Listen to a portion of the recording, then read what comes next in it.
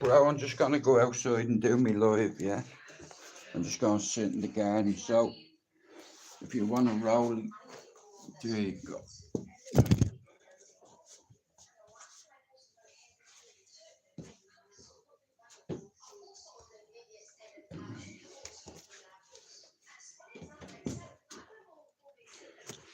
Right. So, let me go. Oh, now watch. I'll go the other way, bro. Just don't know what shirt and shoes on.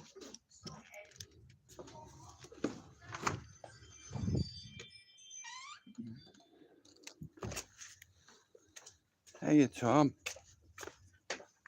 Hey, mate.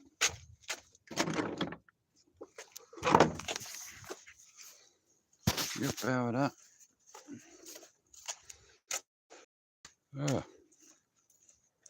Yeah, can't complain, bro. You know, I got to see my son earlier on, so I'm delighted, you know. I'm over the moon, bro. Yeah, I got to see my little man, so I'm over the moon. You know, and I'm looking forward to seeing him the weekend. Watching I put my phone here. Yeah, bro, things are a lot better than they were the last few days, you know. Like, I got to see him. Hang on, I'll put my earphones in. You know, I got to see him, so I'm over the moon, you know. You know, and I can see him in this garden, you know, running around and playing and doing what kids do, you know. So, yeah, I'm delighted.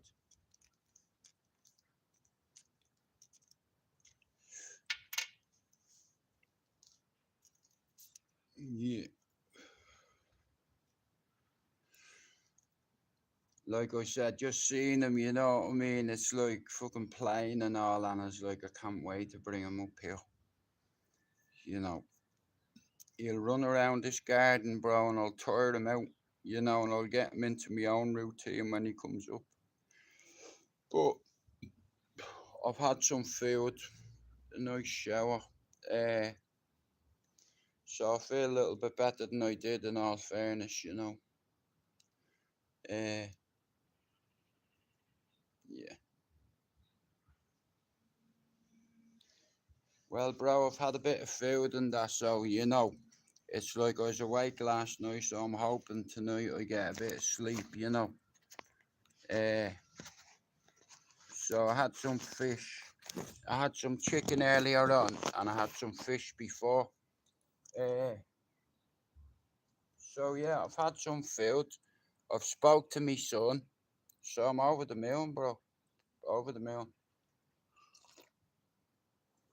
That knot has gone out of my stomach, man. You know, like this is the longest I've not seen him, you know. So, how you feeling? Chicken goujons and spaghetti bolognese for dinner. Oh, that's savage, that. I make a mean bolognese. In all fairness, when I make them, Lisa, she'd grate the cheese. Alright, grate it and then bang it over the top, you know. But Operation Thomas is coming this weekend, Finn, and I can't wait to have him. You know, like Lisa needs a break as well, so, you know, I can't wait to have him here. You know, the boys are looking forward to it as well.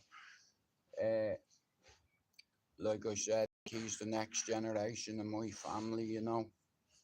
It's like, and he's gonna carry my name on, you know. He's gonna carry me. Hey, Richard, he's gonna carry me name on, you know. Like, that's legacy right there. But in order for you to have a legacy, you have to have a story. And I believe that I'm the man that can turn my son into a world champion at whatever he does, because I'll make him believe in himself. You understand? It's like, and I'm the best person to guide him through it. You know, when Tom can have a conversation with me, he's gonna have pads on. He's gonna be kicking pads. He's gonna be hitting pads. And then when he's about 5, he'll start sparring. You know, and I'll put it, if God is generous with his time, you know, I'll do what I can to get him to the gates. And once he goes up them 3 steps, he'll be ready. You're in for a big surprise. But it's like, honestly, it's like when I seen him, it's like me heart lit up, you know what I mean? Just watching him playing and taking out his toys and shit, I was like, you need to fix up, bro. Because, like, that's me son, you know. And Lisa needs a break, you know. So, yeah, I just can't cuddle him, and to squeeze him, and watch him run around this garden. And to get into a little space module over there, look, over there, I can't wait to put him in that and to swing him around, you know. And then he'll be on that. We'd be down the playground, and he'd be in the peace garden. He'd be looking at all the colours and all, you know what I mean? It's like, so yeah, I'm over the moon, Finn. Honestly, I was fucking devastated all week, and seeing him today, mate. Yeah, it's a special feeling, like 51 and having a 1.5-year-old child, and I can see a lot of characteristics in him that all me kids are different, you know, but he's very aggressive for a midget, he shouldn't be that aggressive, but unfortunately he is. I know I get him to channel that aggression, you know. I'll learn him how to defend himself and then I'll learn him how to fight. It's like, but he needs discipline. And I don't mean smacking him. I've never hit any of me kids in my life, but he will fall in like, like his Uncle Mark used to do Thai boxing. He done it for a decade and he was very good at it. Like my brother, he didn't get his nickname just because, and he hasn't even got a bulldog. Do you understand? We haven't got a dog, but that's what some of the lads call him. It's like on Air Mark trained in the same gym as Ronnie Green, who was a 6-time Muay Thai champion. His two bosses were a master and a grandmaster in Muay Thai, Woody and Corinne. 2 restaurants in town, the Soya Market and the Royal Orchid. And Mark was a chef in there.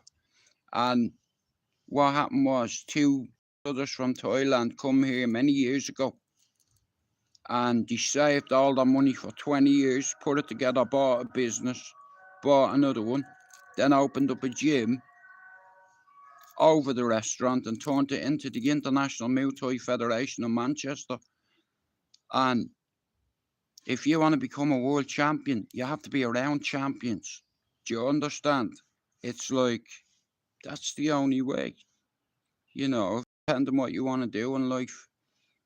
It's like, I'd like my son, like whether he represents Great Britain or Ireland, it doesn't matter to me. But I know that I have the tools that I can put into Thomas, and he mightn't like it. I don't care if he doesn't like boxing, football, whatever.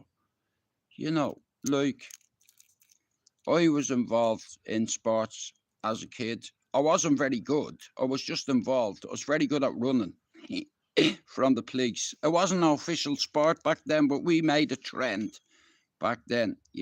Like you'd see a police car come up the road and throw a rock through the front window. And they wouldn't get out because there'd be too many of us, and my son won't grow up like that, a little Bowsy. He'd be law abiding, my son. Both of them are. It's the only way. It's like you have to be law abiding. If you want to travel the world, you can't have a criminal record. Can stop you going to Australia and America. And I want my kids to travel. So, or I hit 2,000. Finn, I hit 2,000 followers on TikTok today. Imagine that. 2,000 I have. Half of what I have on here. I've not completed my task today, but,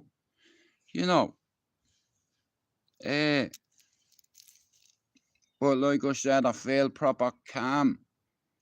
Like, you know, just seeing him, it's like knowing that he's good, and you know, I was over the moon, Finn. I won't be on my phone much this weekend. I might make a couple of little shorts and you'll see him playing in the garden, but you know, when I have me son, fuck me life. I'm not asked about me life. I'll make a couple of shorts, hopefully. It's a nice day out. You know. And me bottom set'll be in.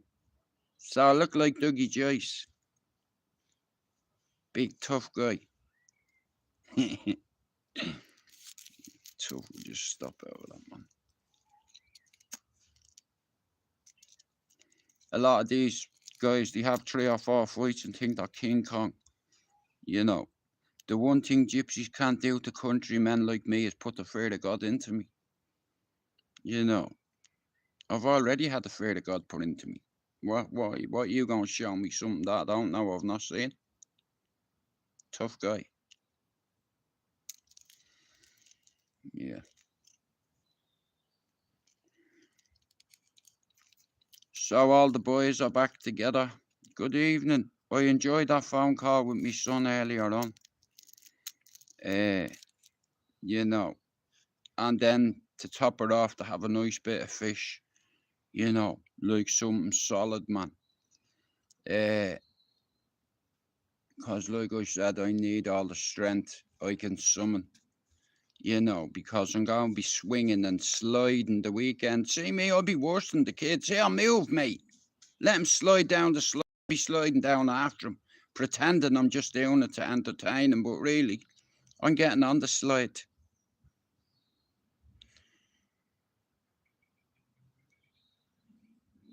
Yeah. Well, like I said, he can wreck what he wants when he gets here, you know. Like, it's mad. And the park is right across from the Townley pub, and on a Saturday, a lot of people bring their kids up and go in the park, and it wouldn't be much of a park only for Thomas's big brother helping somebody in the community of Manchester in their field, being a head lead youth worker. And because me son and another lad basically done a collaboration, not a collaboration, me lad just helped them, you know, got a few forms signed for them, and got furniture in the park for the kids, being a playground. You know, that shit there, man. You do things like that in your community. It's about community spirit. You know, my lad grew up on this housing estate, and he didn't just leave it. You know, he left for Liverpool, and he still helped get this city funding, this community. You know, and John Scott, I think it's called Street Work something. I forget what it's called. Oh yeah, there's something I want to share with you. So Lee is trying to open a foundation, and it's called Don't Turn a Blind Eye. Okay. And basically, he's trying to set up a helpline for victims of domestic violence and domestic assault and abuse. And if you read Lee's book, there's deep-rooted trauma there. And this is how you know a good person. From the trauma, they try create a masterpiece. You can't rush greatness, as CC says. It's like, but still, I hope it works out for him. Don't turn a blind eye, it's called.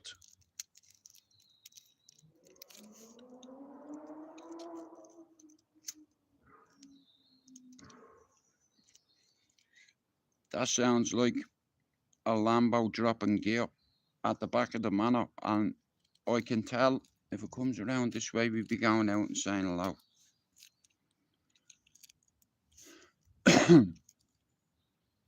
Do you know what? I'm absolutely bollocks. It's like, but me, it's crazy. Like your body gives up before your mind does. You know. Look at the bats. Look, watch this, right? Watch this, wait till you see this, right? Now it's bright, right? Keep watching, and you'll see them going across. Watch, keep watching, mate. Come on, you bastard bat. They're coming out of that tree, right? Oh, fucking hell, mate. See him up there? You better that, watch. I'll catch one of them bastards on camera.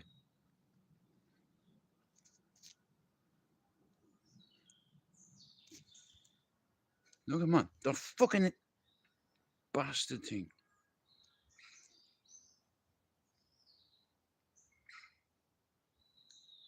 They come out of that fucking tree, man.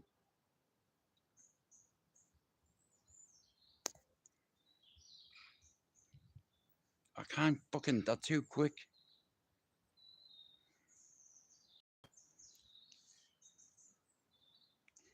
They just keep, here, I give up, man. They're too quick, bro.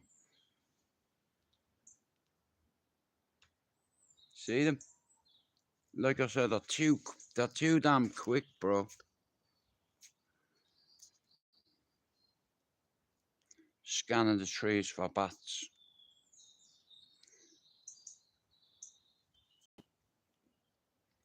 I give up, I give up. They're too quick. Hello, cousin. You okay, Trevor?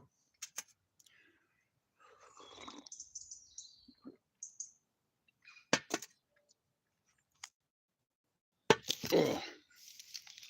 Well, story, I'm having a cup of tea and a smoke. And I'm looking forward to the weekend. So I have me little fella, good man. A couple of the family was supposed to be coming over this week, but it got cancelled. I'll tell you about it, not on you. Carmel was supposed to come over, right? But she didn't. She's welcome here anytime she wants, Trevor. I'll tell you off here, I can't mention it on here, because you never know who's listening, but a few people were supposed to come over and something happened, bro. I can't say too much, but yeah, maybe another time.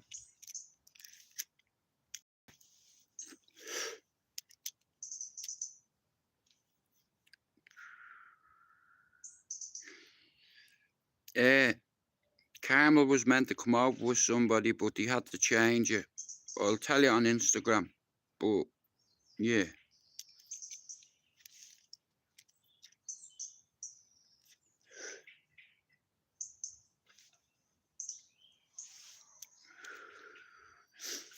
Half 2 this morning, I've been awake since, bro. It's very hard to catch them, because like I said, they're just trolling me. Watch, look, watch. You'll see them going from there to there, watch. And they're doing a loop-the-loop as well. You know, they're hard to catch. They're just flying past me, mate. Honestly. And it's not, it's bright out. Like, look at the fucking little bastards. See them? You know, and the trees, they love the fucking trees, don't they? Because there's cover for them in there, but in the skylight when they come out, you know, birds can pick them off, bro. They're just too quick. And they go off sonar, don't they? They're very fucking clever animals, mate. Well, is that what are they called? Hey, Trevor, me and I tell you this, right? Remember me Auntie's Rita's house, right? When she lived there in Cole Park, right? The house is still there, right? I remember when she had that big fucking dog, right? And Peter Dunn used to say to me, right? He'd say, now Peter Dunn was my godfather, right? Rita's husband, yeah? He's my godfather. He said to me, you better watch out that back. There's loads of bats and all. Dracula lives out there. The bastard. You know what I mean? He had me terrified. Thinking that Dracula lived in the back of the garden. You know.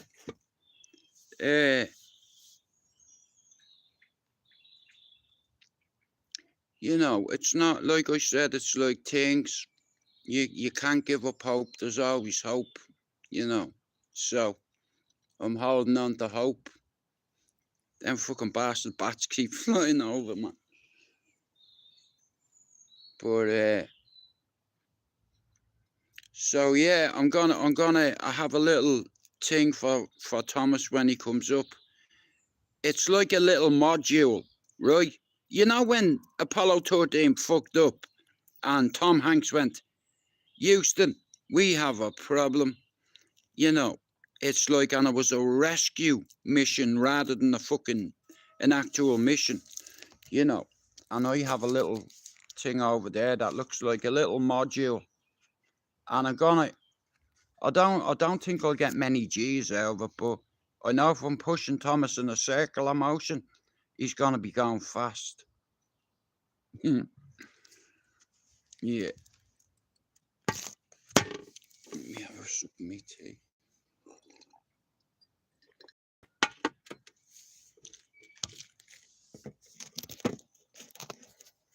I need to get my wireless keyboard as well, man, because the keys on my laptop aren't working. So I can't do fuck all on my laptop either.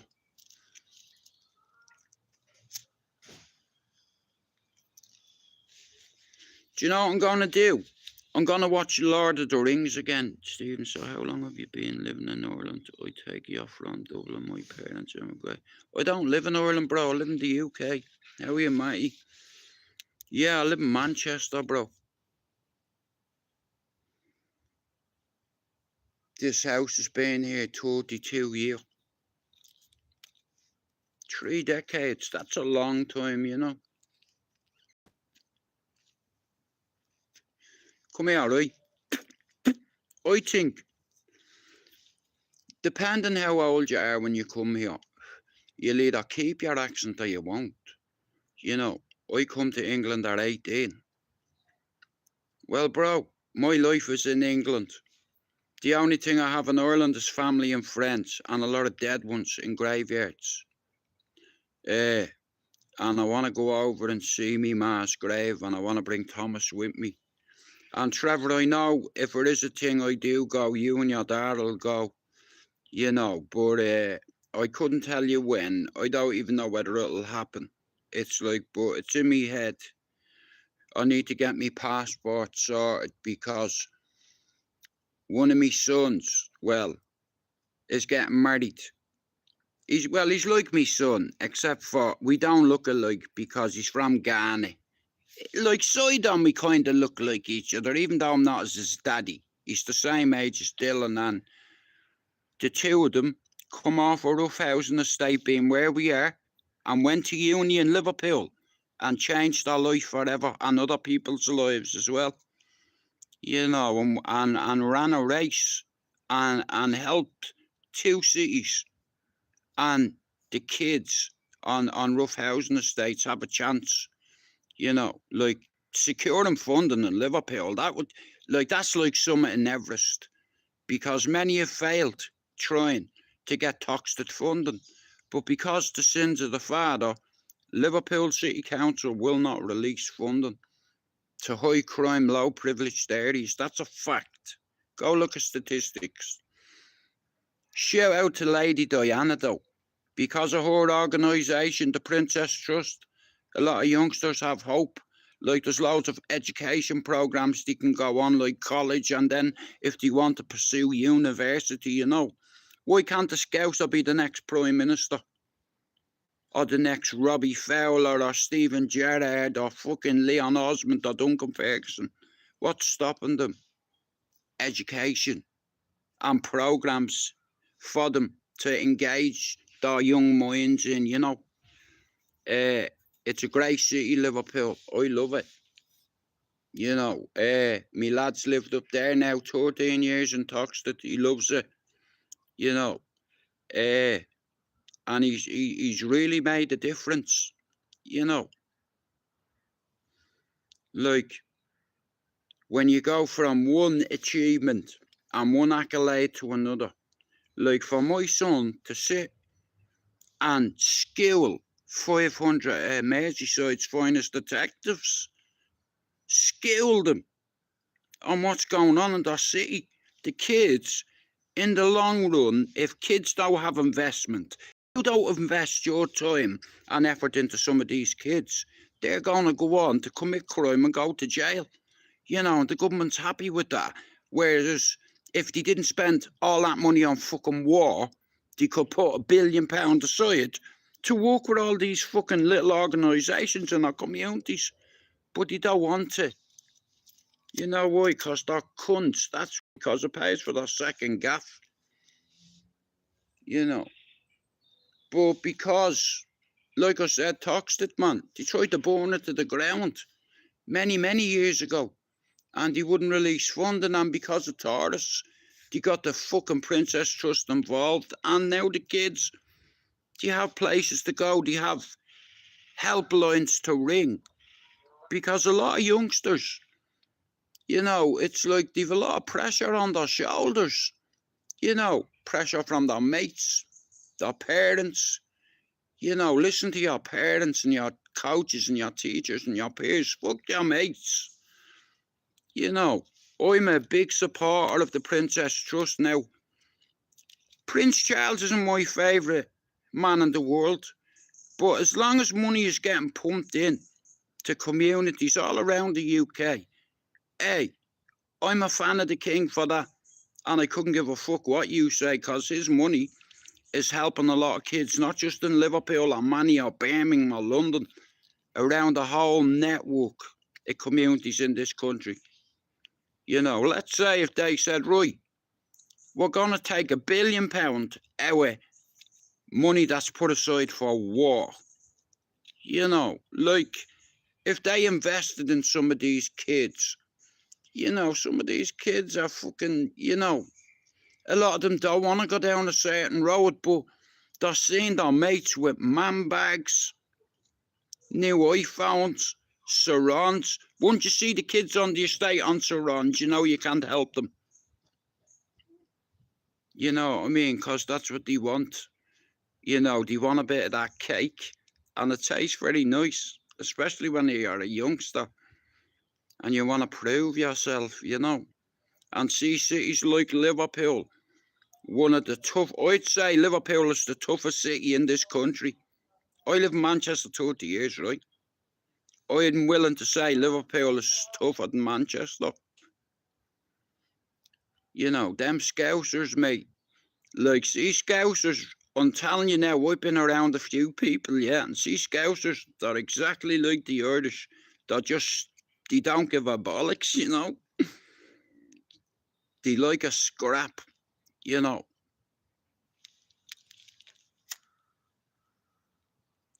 But all jokes aside, like, when I have my education head on, it's like the King's money is helping a lot of kids around this country, whether Irishmen like it or not. I don't give a fuck. I come here and I believe in community, and I'm a pillar of this community. Before I left it a few years ago, I know everybody on this housing estate, and they know me and they know me brothers because we're respectful, right? There's not a gypsy on this housing estate that doesn't know us. Hus! I know a lot of tough gypsies. But they can't put the fear of God into a Dublin man like they can put heavy, heavy pressure on the English man. Not with us, mate. It doesn't work. But now they turn up with louds. But the gypsy community gets a bad kick. And if the truth be told, on this housing estate, next to the Etihad, we have the biggest Irish contingency of gypsies, settled ones. On this housing estate, there's like 7 families. And every one of them families, every one of their kids goes to Davy's boxing gym. What a tight community. There's 3 pubs on this borough. The Townley, the corner shop, and Mary D's. Mary D's is Irish. The corner shop is Irish, Mary Fox's pub. And the one down the road, I don't go to it, I'm barred. Well, I'm barred, but I go in any time I fucking feel like it. Like, there's nothing you can do, But he barred me years ago for putting pressure on someone. Who thought you were a tough cut. But we ended up sorting that in the end, in all fairness. But I've had like, it's crazy. The last few days, like loads of things have been popping into me head. Like I don't know fuck all about writing, but I need to start. I don't know where to start or how. I don't know what part to start at. Do you understand? Where do I start? We can go there if you want. 4 years old. We can start from there. Embers of Redemption. And have a guess what the first chapter would be? The matchstick.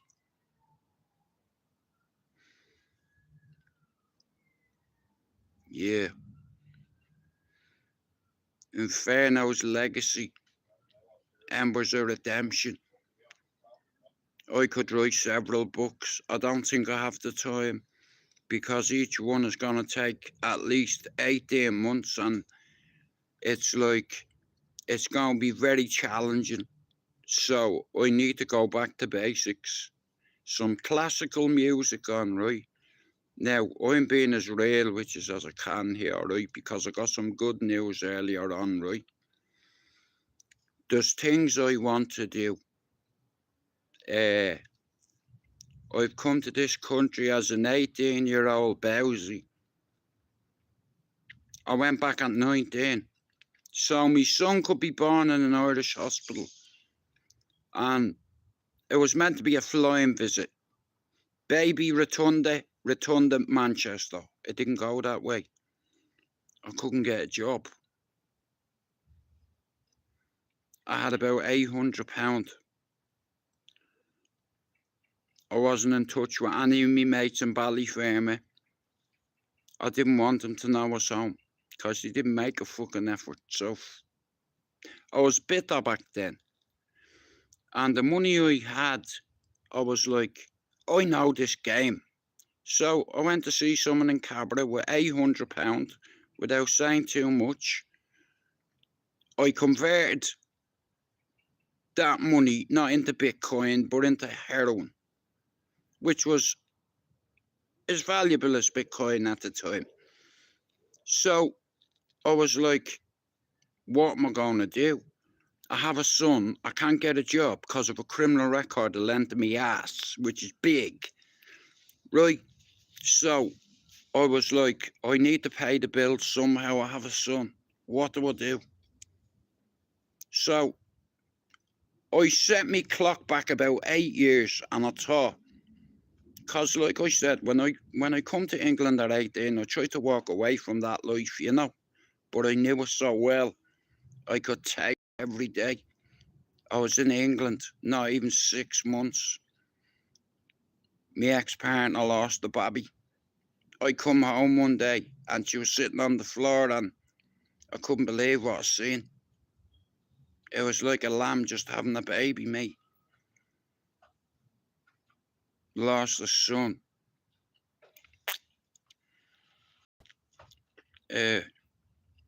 Yeah. And then a few months later, she got pregnant again with Dylan. And we went back to Ireland and I couldn't get a job. So I was like, fuck this, mate. It's like there's a couple, if there's a supply, there's a demand. And I said, fuck this, mate. I'm going into town. And that's what I did. I went into town on my own. I handed out my number to a few people. And I started off with 4 or 5 people. And in about 3 months, I had about 105 people ringing me every day, every morning, every evening, every night. I was making £600-700 a day. I was making about 3.5 grand a week. I had a nice apartment, but I went and done something stupid. I sold to an undercover cop. I didn't know she was a copper. She filmed me, I'll tell you what, man. 6 o'clock one morning, me dog goes in. I have stuff in the house, allegedly. And I have something else in the house that's not mine. But I can't say who owns it, okay? somebody manipulated me because they see me as a source of money. Because I could do things on my own without bringing me mates in. You know, that'd be stupid. You know, I didn't want me mates knowing what I was doing. You know, I stayed away from Ballyfermot. I knew I could do it on my own, and that's what I did. Well, I wasn't on my own, in all fairness. I had a friend there anytime I needed him. Whether it be 2, 3, 4 in the morning. And the thing with this friend, I didn't need to text him or ring him and say, yo, mate, I need you. I knew where he was. So when I needed him, he was there. But I didn't need him. But when the police come, they found him. And he tried to put the blame on me son's mum, and I couldn't let them do that. You know, so I signed the statement to say it was mine. I got out on bail, right? They took 3 phones out of the house, you know, so I had to start all over again. And like a dopey bastard, in 3 months I got nicked again, no bail, fucked into Mountjoy for 5 months. Oh, and here, the second time they raided me gaff, check this for luck. On Dylan's mum's 21st birthday, the 12th of September, okay, the police smashed me door in. And this time, I wasn't getting bail. Do you understand? Because this friend was loaded. Yeah, I put myself right in it, I did. You know what I mean? And they fucked up. They give me bail after 5 months because a copper was in Spain and he wasn't there on the day. So this judge was pissed. I think his missus must have found out he was cheating with one of his colleagues or something, because he was fucked up. And this copper's like, you're willing to, hang on, you're telling me that this policeman is on holiday and you've got this man for what? So my solicitor stood up and said, Your Honour, my client is not a flight risk. He's a fucking drug addict. Do you understand? He was bullied into selling stuff for somebody, and has he mentioned any of these parties? No, Your Honour. And why is that? Because they said he'd kill his mother and his kids. So he couldn't. And he accepts his punishment today. If you want to give him a custodial sentence, if you want to not give the man bail, wherever, you know, we're at your leisure, Your Honour. He said, no, you're not. The copper that has you up is at leisure in Spain. Why isn't he here? I've no objections to this man's bail. Simple. And I walked away forever. You know, I was in England that night and I said, fuck that, I'm not going back there.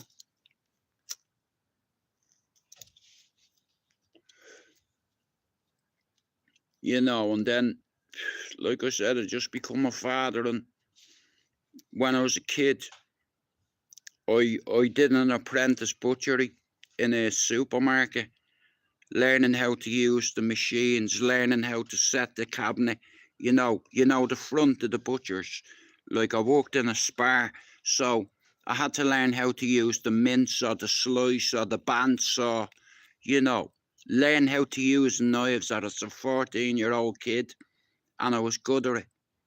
Okay, and then years later, I got a job in an abattoir where I used those skills that I'd learned. You know, and I was very good at my job, and it was a good paying job. You know, at the time, like I said, I've always had children. You know, I've worked in the city for 21 years. I got really sick. I tried to end my life. You know, I lost everything, my job, my home, my career, my hobby, my partner, my dog, everything, and my marbles.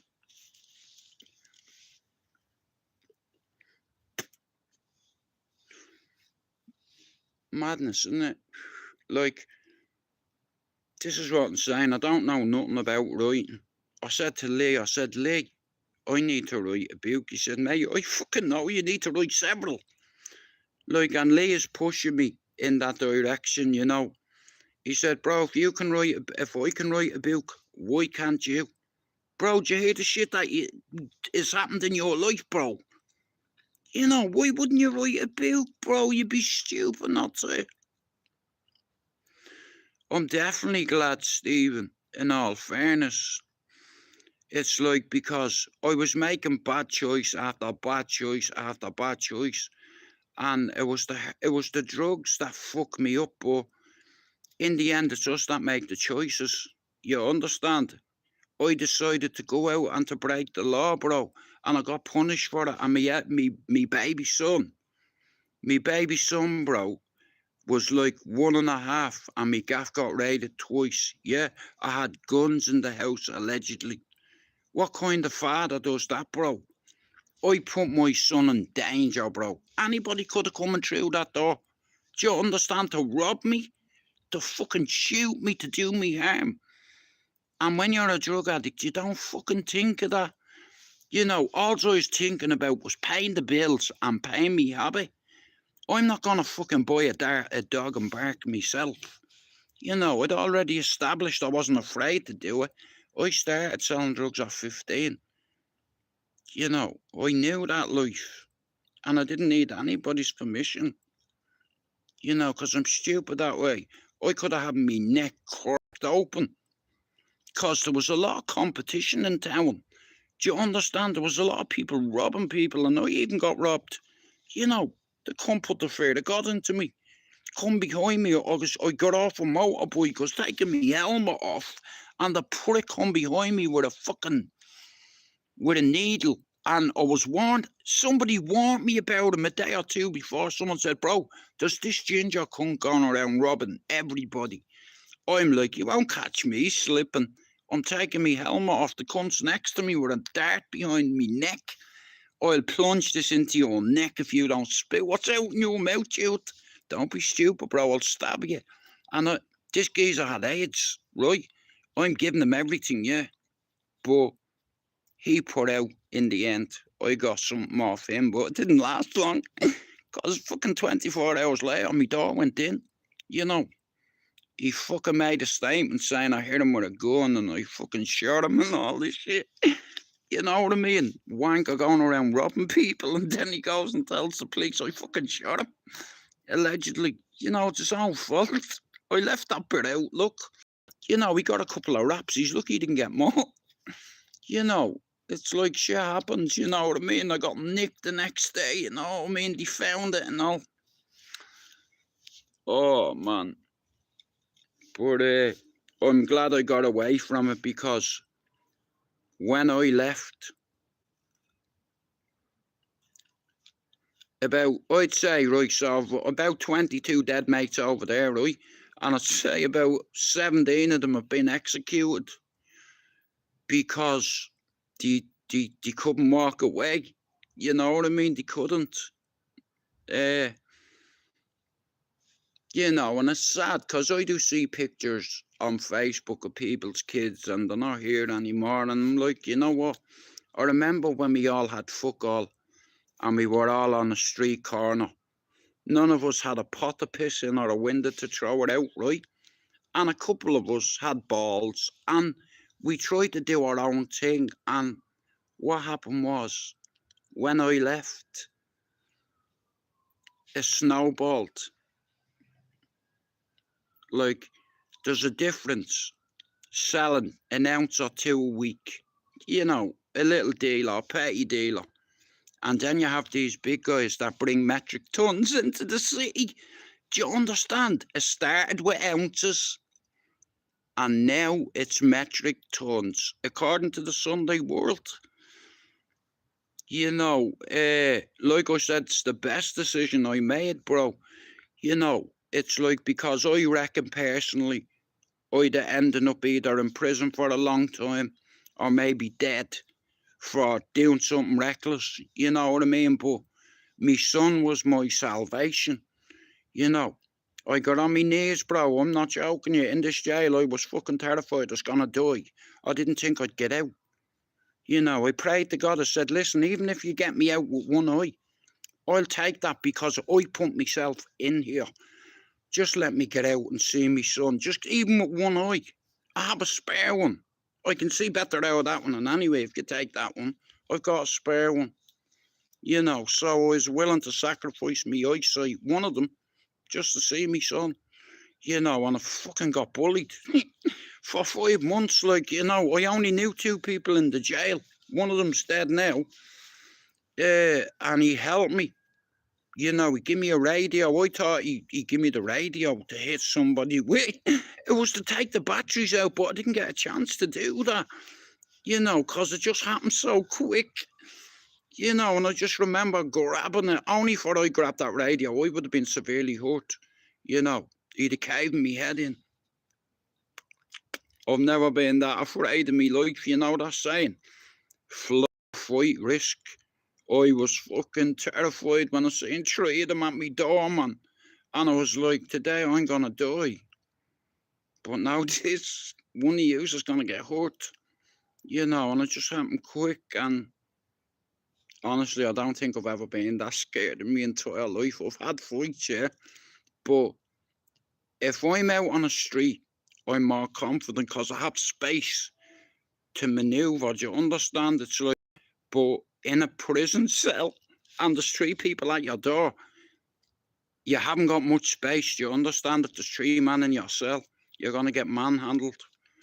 So I tried to cut the odds in half. So I slapped one of them at the door and the other one tried to grab the door and I managed to shut it.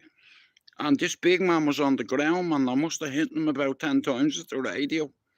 You know, I stabbed him in the eye. The governor's like, you're going to sag. I was like, fuck you. You know, your wife's a hot, the stick I give him. You know, but he sent them in. They fucking bashed me, they did. You know, they battered me. Now, I could have put a claim in, but I didn't. It was my own fault. You know, I was willing to take what come my way. This prick come to haunt me and to blind me. You know, 3 of them. And one of them, the size of him, he was like Andre the Giant.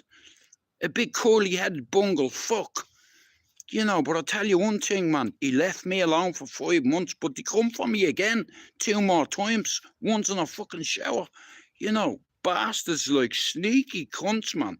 You know, it's like I was in the shower one day, right? And I seen one of them coming with a bucket, and I thought there was loads of fucking hot water and sugar in it. There wasn't. It was full of wash-up liquid. And he threw it all over the fucking shower, man. I done us 360. You know, one of them fucking tried to stab me with a nail. And fucking loads of tape on it, you know what I mean? He got me a couple of times, but I fucking got him too. You know what I mean? Idiots, like, but they're not idiots when there's loads of them. I was terrified.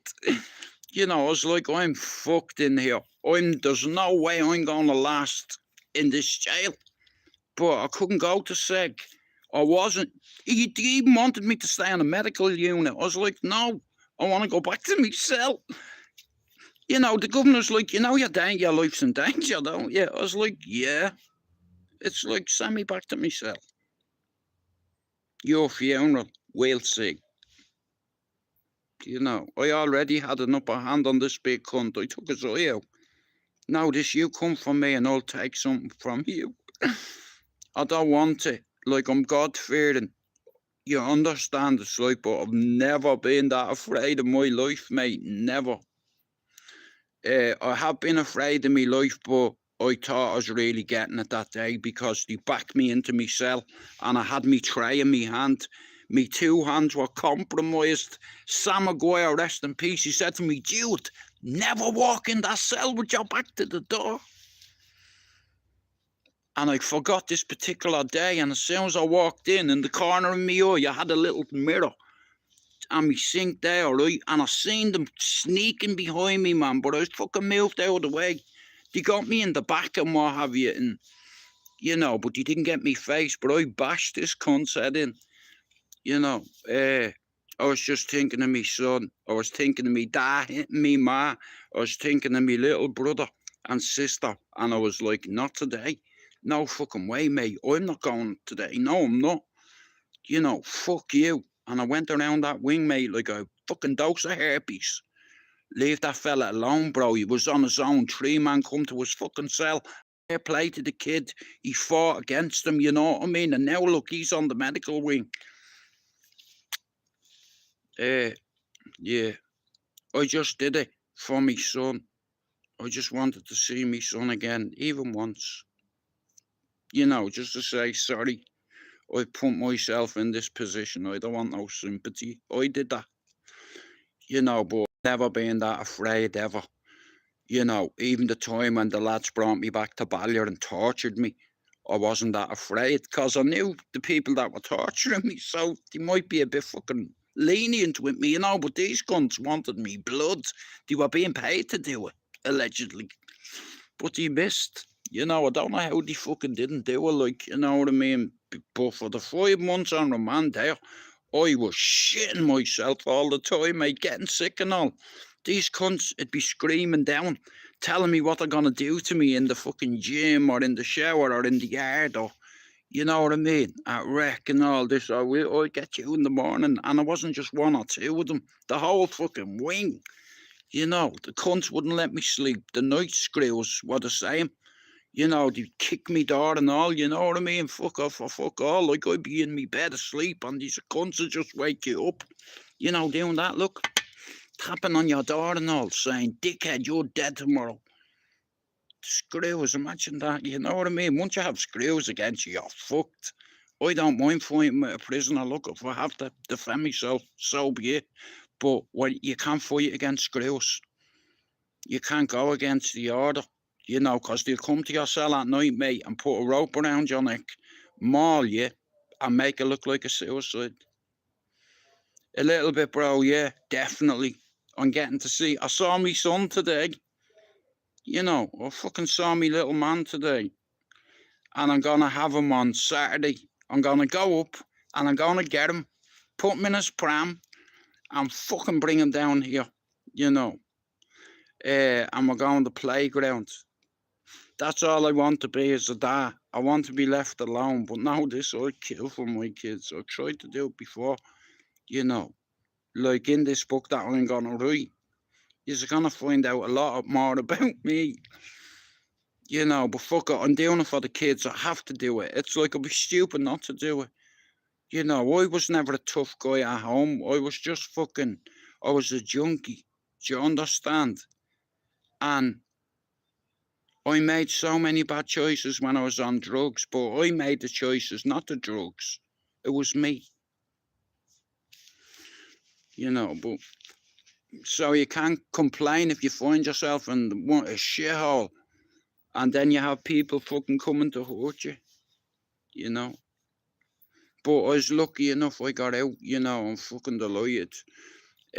Like I don't know how lads can do life sentences and like it's nothing, you know. Like being away from your family, man, that's a life sentence for me. You know, no, no, like like I said, I wasn't a tough lad. I was a fucking heroin addict when all this was going on. You know, they could have snapped me easy, but God was with me that day. Somebody was with me that day because this big fella alone could have immobilized me easy. Neutralize a threat, mate. All you needed to do was grab me with one hand. You didn't even need to scald me. You know, but lucky for me, he threw the water and I hit the wall and come back at him. His mate at the door got a slap and I managed to close the door because I seen him on the ground and I knew I'd get to that radio before he could grab me. You know, and I was thinking about my son. I kept saying to myself, you're not going to see my son. I'm not going to see my son. And I just kept hitting him. I'm not going to get out, am I not? Yeah. You know what? You're not going to be able to see your son for a while. And you have to be like that in jail. You have to be ruthless, you understand? It's like, and it's in me. I didn't want to do it, but they were trying to hurt me. And all I wanted to do was do me jail and go and see me boy. But they wouldn't leave it. They tried to bully me and intimidate me, and I showed them. Now, look, go on, do it again. Go on, try, and I'll take another one of yours. You know, I'm not a tough guy or a hard man. I was fucking terrified. What did you do? You know, I fucked up. I sold drugs. I'm in jail. Now I can't see me son. So all I want to do is get out and see him, right? But these bastards didn't want me to get out. But I ended up getting out. I prayed to God and I asked God for help and he helped me. You know, I said, if you get me out of here with one of my eyes, I'll devote my life to you and I'll help people. I'll make a difference.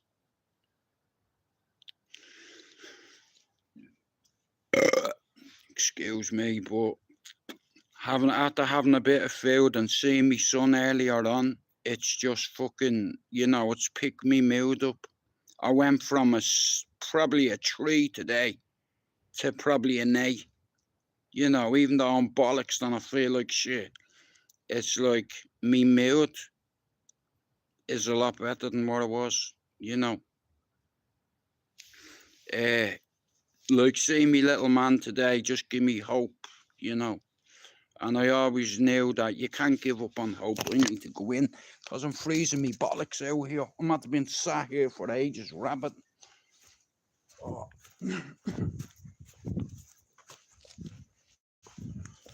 But I'm going in to make a cup of tea, but all jokes aside, educate is the way forward. Listen to your teachers and your coaches and your parents.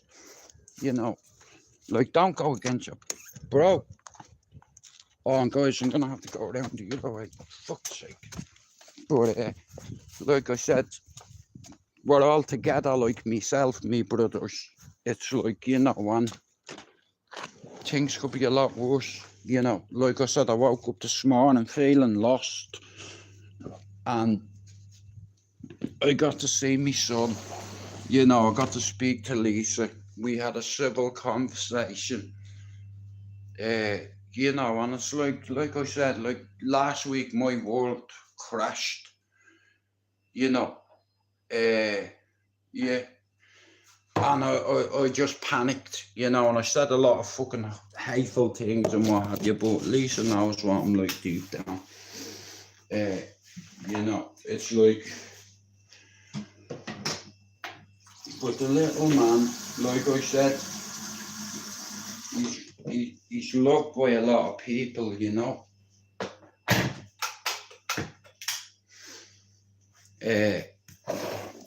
What's your plans with? I'll go to the park, and then depending on the weather, bro, I'll have an early night on Friday night. I'll go up on my scooter. I'll leave my scooter there. I'll take him out in the pram, bring him down here, and just enjoy the weekend. I'm only having them one day this weekend, but I'm gonna try taking Friday next week to Sunday to give Lisa a break, you know what I mean? And I'm fucking terrified, you know, 51 years old, you know, a little 1.5-year-old running around, you know,